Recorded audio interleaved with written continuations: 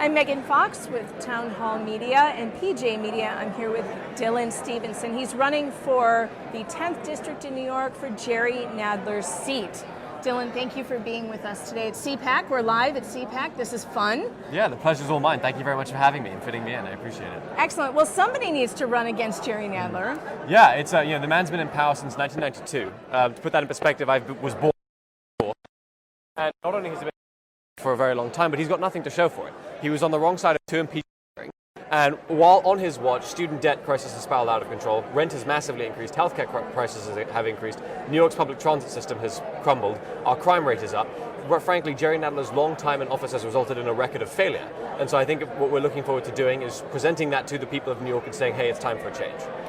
So it's interesting because we are seeing now so many members of Congress and in the Senate who are so old. They've been there forever. Jerry Nadler looks like he's sick and on his last legs. I mean, he's always passing out during meetings and falling asleep. And I think that in America, why is it that we have such a hard time getting term limits for people so they don't spend an entire lifetime in a job? Well, first of all, I sincerely hope Jerry Nadler's not sick. I hope he's fine. I hope he's fighting fit. But I want to beat somebody at their best, as it were.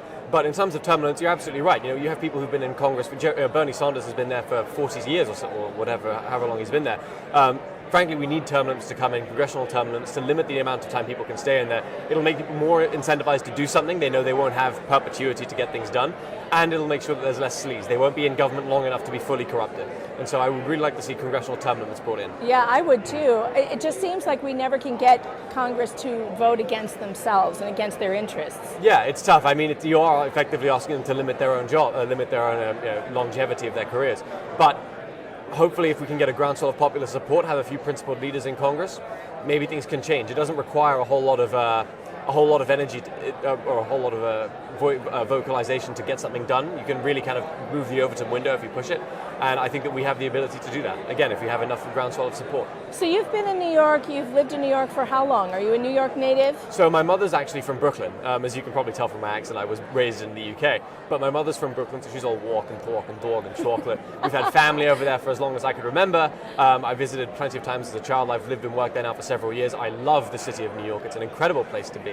And so to have the chance to be able to make the case for conservatism and improving the lives of my fellow New Yorkers in the public sphere, it's an incredible opportunity. What's your strategy for beating someone who is so entrenched? Yeah, good question. So we have to do a couple things. The first is that we need to be able to face the far left on social media. The district skews young. 130,000 of the roughly 700,000 voters are under the age of 34. So these are people who are young, they're young professionals, and frankly, these are the people who are least engaged. But they go on social media and they see people like Ocasio-Cortez and the far left dominating that space, and find themselves being pulled that way. We need to face them there, where the left is coming from. That's part one. Part two is on-the-ground pavement pounding. My opponent, Jerry Nadler, is basically in Washington permanently. He's always down there, whether it's impeachment or whether he's rubbing shoulders with Pelosi or whatever the case may be. He's not in New York, not speaking to constituents. So if we can go and get our guys on doorsteps, talking to people about issues that matter to them, I think that we can start to move the needle. What do you say to people who would say, but it's impossible, Jerry Nadler has a war chest and you can't beat it? It's, who's David without Goliath, right? You need to have a good challenge in there. But California was a red state for 50 years, and it didn't become blue by magic. It's because the Democrats spent every election cycle going out and speaking to as many people as they could, convincing them that liberalism was the way forward. And it worked. It took a long time, but it worked. They've turned California blue. They're doing the same in Texas now. What we need to do is go to their home turf, go to places like New York, go to places in New England and Minnesota, and what Trump did in Michigan and Pennsylvania in 2016, and make the case, actually, no. The leftism that you have been voting for thus far is not improving your lives. Actually, it's conservatism that can improve your situation, and we have the message for that. And if it takes 1 election cycle, 2 election cycles, 10 election cycles, we have to be doing that for the future of this country. What about Donald Trump? Are you a Trump fan? I'm voting for Donald Trump. I voted for him in 2016. I'll be voting for him again in 2020. And a lot of people say why. And my answer is we're not comparing him to the almighty. We're comparing him to the alternative. And the alternative. That's a good one. Thank you. The alternative at this point is left-wing socialism. Bernie Sanders is leading the pack. I think he probably did win Iowa. It's obviously questionable as to how that process worked. He won New Hampshire. Very. Yeah, he won New Hampshire. He's won Nevada. He's going to do very well in South Carolina, even if he doesn't win, and win a lot of Super Tuesday states. That is the direction that the Democratic Party is moving in, and we need to make the case that actually, whatever, even if you're a liberal, a moderate, and wherever you find yourself on the political spectrum, if you support individual liberty and free enterprise, then frankly, that cannot be your standard bearer.